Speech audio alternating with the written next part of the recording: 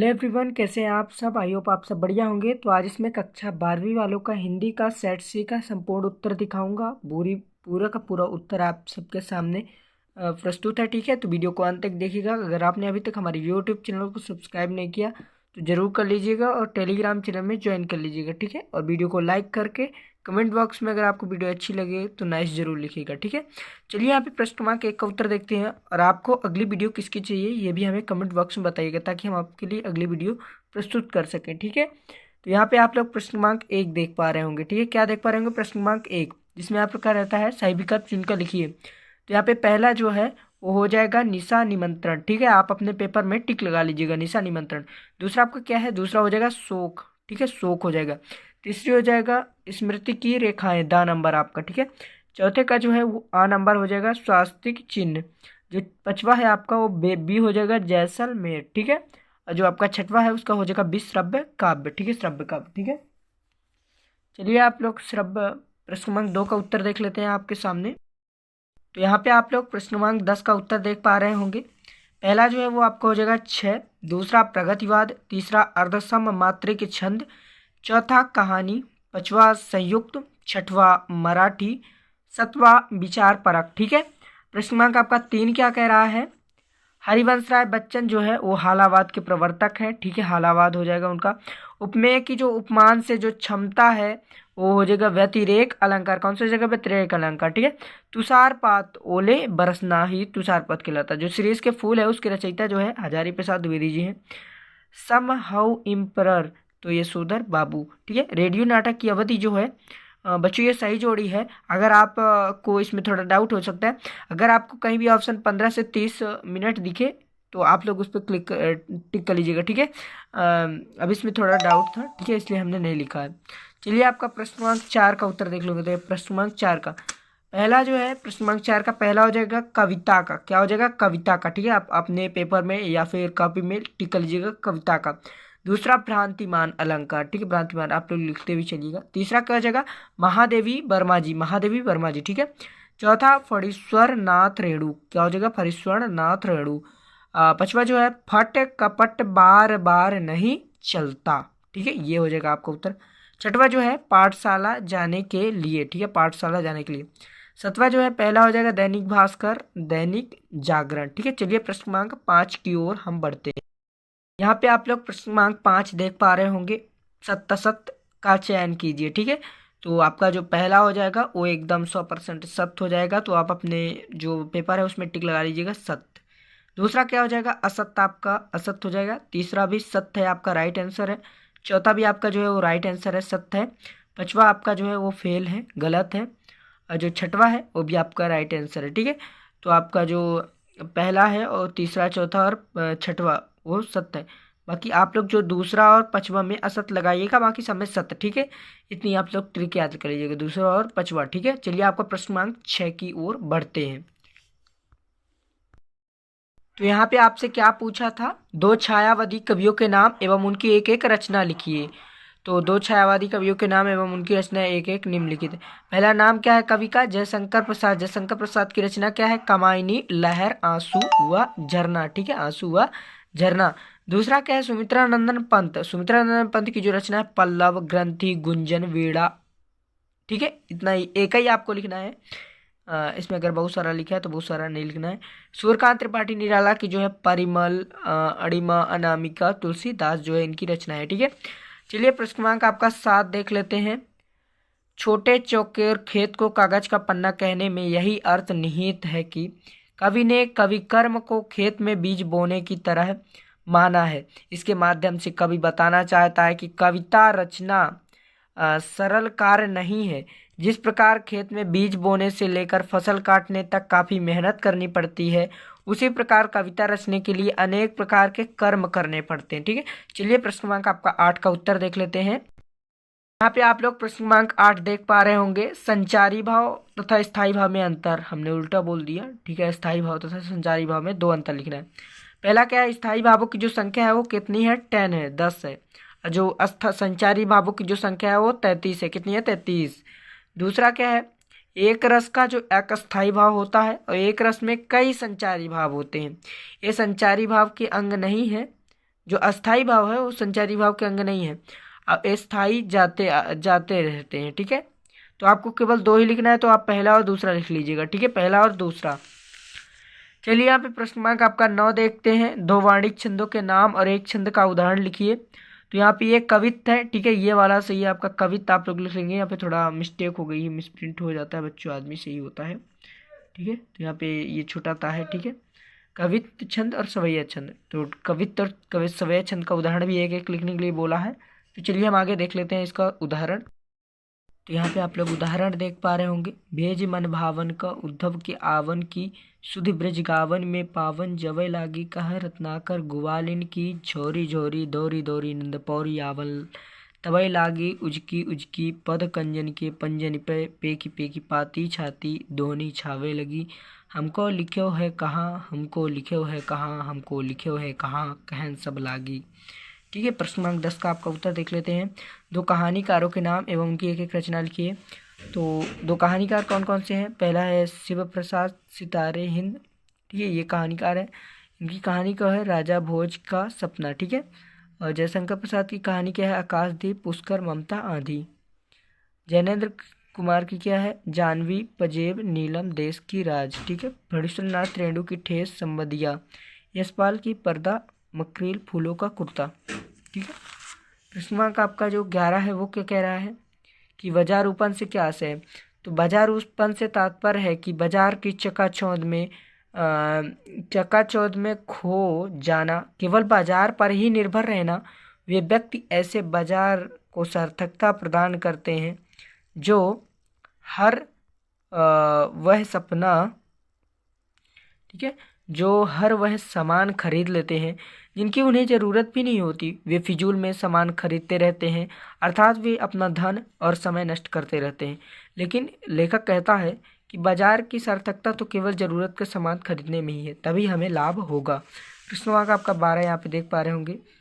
यह कहावत है कि दूर के ढोल सुहावने होते हैं। इसका अभिधा अर्थ यह है कि ढोल पास में बजे तो उसका शोर बड़ा कटु और कर्कश होता है, किंतु यही ढोल की ध्वनि दूर से आए तो बड़ी कर्णप्रिय होती है। दूर से आती ढोल की थाप सुनकर मानव मन पुलकित हो जाता है और कल्पना करने लगता है कि कहीं कोई खुशी मनाई जा रही है। विवाह का ढोल है तो वह फौरन सोचता है कि जरूर उस घर में नववध लाज में सिमटी सुनहरे सपने देख रही होगी। इस प्रकार की रमणीय कल्पना करके मन पुलकित होता है। इसी प्रकार जिंदगी के प्रति बुजुर्गों का कहना है, ठीक है, यहाँ पे बुजुर्गों आप लोग लिख लेंगे, थोड़ा मिसप्रिंट हो जाता है बच्चों बीच बीच में, ठीक है। बुजुर्गों का कहना है कि सचमुच जिंदगी की कल्पना दूर के ढोल के सामान सुहावनी होती है, क्योंकि जीवन का प्रारंभ प्रेम से परिपूर्ण होता है। पर जब जीवन यथार्थ के धरातल पर युवक को चलना पड़ता है तो अनेक कठिनाइयाँ और समस्याएं सामने खड़ी रहती, तब उसे जीवन की कटुता का अनुभव होता है। प्रेम का उसका कल्पित संसार ना जाने कहाँ खो जाता है और वह जीवन संग्राम से जूझता हुआ यह सोचता है कि दूर के ढोल सुहावने होते हैं। प्रश्न क्रमांक 13 क्या है? अर्थ के आधार पर वाक्य के प्रकार लिखना है। तो निम्नलिखित वाक्य होते हैं। पहला क्या है? विधिवाचक वाक्य। दूसरा निषेधावाचक वाक्य। तीसरा प्रश्नवाचक वाक्य। चौथा आज्ञावाचक वाक्य। पांचवा इच्छावाचक वाक्य। छठवा विस्मयवाचक वाक्य और जो सातवां है संदेहवाचक वाक्य और आठवां जो है संकेतवाचक वाक्य, ठीक है।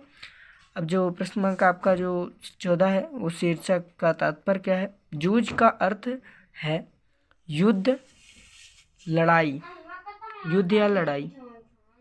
जब व्यक्ति किसी परिस्थिति, व्यक्ति या समस्याओं से जूझता है तो उस समस्या व परिस्थिति से उसकी एक प्रकार की लड़ाई होती है, जिसे जूझ कहते हैं। मानव अपने जीवन में सदैव परिस्थितियों और समस्याओं से जूझता रहता है। प्रश्न का आपका 15 क्या है? Flash breaking news. आपको ताज़ा समाचार जो अभी घटना होती है उसे ताज़ा समाचार बना के उसे फ्लैश ब्रेकिंग न्यूज कहा जाता है, ठीक है। प्रश्न 16 क्या है? अशोक धनवा की जो साहित्यिक परिचय लिखना है। तो पहला 2 रचनाएं हैं, आप 2 ही रचनाएं लिखेंगे, ठीक है। जनता का आदमी, ब्रूनो की बेटियां, भागी हुई लड़कियां, गोली दागो पोस्टर, कपड़े के जूते आदि, ठीक है। चलिए प्रश्न अगला देखते हैं इसी का, ठीक है। यहाँ पे आप लोग भावपक्ष देख पा रहे होंगे। आलोक धनवा एक जनकवि हैं, उनकी कविताओं में नारी विमर्श स्पष्ट दिखता है। वे कविता गढ़ने में सिद्धहस्त हैं, वे साम्राज्यवाद के प्रबल विरोधी हैं, वे बाल मनोविज्ञान के सिद्धहस्त कवि हैं। धनवा जी की राष्ट्रीय चेतना के प्रतिनिधि कवि हैं। ठीक है, कला पक्ष यहाँ पे आप लोग देख पा रहे होंगे। कवि आलोक धनवा ने अपनी रचनाओं में शुद्ध साहित्यिक खड़ी बोली का प्रयोग किया है। इसके साहित्य में तत्सम तद्भव साधारण बोलचाल के शब्द समाहित हैं। इसकी शैली अविधात्मक शैली है। प्रसाद गुण व माधुर गुण का समायोजन सुंदर ढंग से हुआ है। इनके साहित्य में अनुप्रास, यमक, अलंकार तथा रूपक, मानवीकरण आदि अलंकारों का सुंदर समायोजन हुआ है। ठीक है, चलिए अगला आपसे क्या पूछेगा, साहित्य में स्थान लिखिए। ठीक है, तो कवि आलोक धनवा समकालीन काव्य धारा के प्रमुख कवि हैं। उन्होंने बहुत छोटी अवस्था में अपनी गिनी चुनी कविताओं से हिंदी साहित्य में अपार लोकप्रियता अर्जित की है। ठीक है, अगर आप चाहें तो ये वाला भी लिख सकते हैं, संदर्भ प्रसंग कवि परिचय। ठीक है, जो आपको सरल लगे वही आप लोग लिख लीजिएगा। चलिए आपको अगला देखते हैं। तो अगला आपका अगला प्रश्न है जैनेन्द्र कुमार का, जो आपको लिखना है। ठीक है, जैनेन्द्र कुमार का 2 रचनाएं, तो रचनाएं आप लोग लिख लेंगे। परख, सुनीता, फांसी, एक रात, 2 चिड़िया। चलिए अब हम आपका जो भाषा है, भाषा ही बस देखेंगे, भाषा और शैली। ठीक है, दोनों पूछता है आपका जैनेन्द्र कुमार जी का। तो यहाँ पे आप लोग जैनेन्द्र कुमार जी का देख पा रहे होंगे। ठीक है, यहाँ पे थोड़ा, तो जैनेन्द्र जी की भाषा शैली अत्यंत सरल व सहज व भावानुकूल है, जिसमें सत्सम शब्दों का प्रयोग बहुलता से हुआ है, परंतु तद्भव उर्दू फारसी भाषा के शब्दों का प्रयोग अत्यंत सहजता से हुआ है। इनकी भाषा में व्यंजना की प्रधानता तथा दार्शनिक दुरूहता स्पष्ट रूप से दृष्टिगोचर है। इनकी रचनाओं में कहीं कहीं यथार्थ का अत्यधिक आग्रह सामान्य मर्यादा का उल्लंघन भी कर जाता है। शैली की दृष्टि से जैनेन्द्र की शैली चर्चात्मक है। वे अपनी बात को समझाते हुए आगे बढ़ते हैं, बहुत नपे तुले शब्दों में गहन बात कर व्याख्या करते हैं। ठीक है, साहित्य में स्थान क्या है, कथाकार होने के साथ साथ जैनेन्द्र की पहचान एक अत्यंत गंभीर चिंतक के रूप में रही है। हिंदी साहित्य जगत में इनका अवदान बहुत व्यापक और वैविध्यपूर्ण है। ठीक है, धर्मवीर भारती का जो यहाँ पे दिया है। ठीक है, हमें जैनेन्द्र कुमार बस का ही लिखना था। चलिए आपका प्रश्न क्रमांक 18 की ओर हम बढ़ते हैं। पे आप लोग प्रश्न क्रमांक 18 देख रहे होंगे। यहाँ पे निम्नलिखित मुहावरों का अर्थ स्पष्ट करके यहाँ पे वाक्य में प्रयोग करना था। तो पहला है कान का कच्चा होना, यानी बिना सोचे समझे दूसरों को बातों में आना। ठीक है, अर्जुन अभिषेक को कुछ गलत बोलने को कहता है तो अभिषेक कर देता है। ठीक है, मतलब बिना सोचे समझे काम कर देते। कालाक्षर भैंस बराबर अशिक्षित होना, प्रयोग मोहन की पत्नी तो कालाक्षर भैंस बराबर है। ठीक है, मैदान मान लेना, विजय प्राप्त करना, प्रयोग क्रिकेट में भारत ने मैदान मान लिया। ठीक है, चलिए अगला देखते हैं। प्रश्न क्रमांक आपका 19 का सबसे पहले आपको टाइटल पूछेगा, तो अनुशासन का महत्व। दूसरा क्या है, जीवन और अनुशासन दोनों में घनिहार संबंध है। ठीक है, तीसरा क्या है, जीवन की सफलता का रहस्य अनुशासन में निहित है। ठीक है, प्रश्न क्रमांक आपका 20 क्या कह रहा है, संदर्भ लिखना है। प्रस्तुत पद्यांश हमारी पाठ्य पुस्तक आरोह में संकलित कविता अंत परिचय से अवतरित है। इसके रचयिता हरिवंश राय बच्चन है।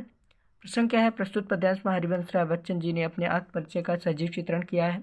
कवि ने अपनी मनमौजी जीवन शैली पर प्रकाश डाला है। ठीक है, अब तीसरा आपका क्या कहता है, काव्य सौंदर्य। कवि ने निजी विगत जीवन की मनमौजी प्रवृत्ति एवं यथार्थता का सजीव चित्रण किया है। अनुप्रास, पदमैत्री एवं स्वर मैत्री अलंकार की शोभा दर्शनीय है। ठीक है, संदर्भ प्रसंग यहाँ पे हमने व्याख्या भी नहीं लिखा है, तो हम एक वीडियो और डालेंगे जिसको आप लोग ध्यान से देख लीजिएगा। ठीक है, उसमें हम आपको पूरा का पूरा बताएंगे। ठीक है, तो हमने यहाँ पे अभी एक चीज़ छोड़ा है। प्रश्न क्रमांक 22 आप लोग देख लीजिए। प्रश्न क्रमांक 22 है। ठीक है, सेवा में नगर पुलिस अधीक्षक इंदौर चोरी की घटना में वृद्धि की ओर ध्यान आकर्षण हेतु। ठीक है, यहाँ पे आप लोग पूरा देख लीजिएगा।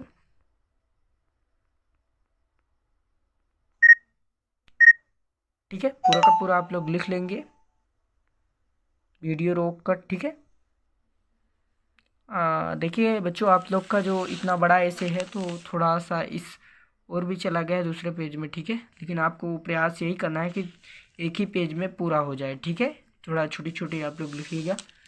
यहाँ पे प्रश्न आएगा आप 23 क्या है, जीवन में खेलों का महत्व। ठीक है, जीवन में खेलों का महत्व यहाँ पे आप लोग लिख लीजिएगा, जीवन में खेलों का महत्व। चलिए आपका अगला देखते हैं, ये वही वाला है, 23 नंबर है। ठीक है, जो जो हमने आपको नहीं बताया वो आप उसके लिए आप खाली स्थान, रिक्त स्थान छोड़ दीजिएगा। पूरा का पूरा आप लोग वीडियो रोक के लिख लेंगे या फिर स्क्रीनशॉट ले लेंगे या फिर कॉपी में रख के लिख लेंगे, ठीक है। तो एवरीवन, हमने आपको पूरा का पूरा सॉल्यूशन बता दिया है। आई होप कि आप सबको हमारी ये वीडियो आप सबको बहुत ही अच्छी लगी होगी। तो आप लोग इस वीडियो को ज़रूर सपोर्ट करोगे और अपने सभी दोस्तों के साथ शेयर करोगे और हमारा इसमें अमूल योगदान दोगे अपना, ठीक है। तो फिर मिलेंगे हम आपके साथ एक और नई वीडियो में। तब तक के लिए जय हिंद, वंदे मातरम। पढ़ते रहिए, पढ़ते रहिए।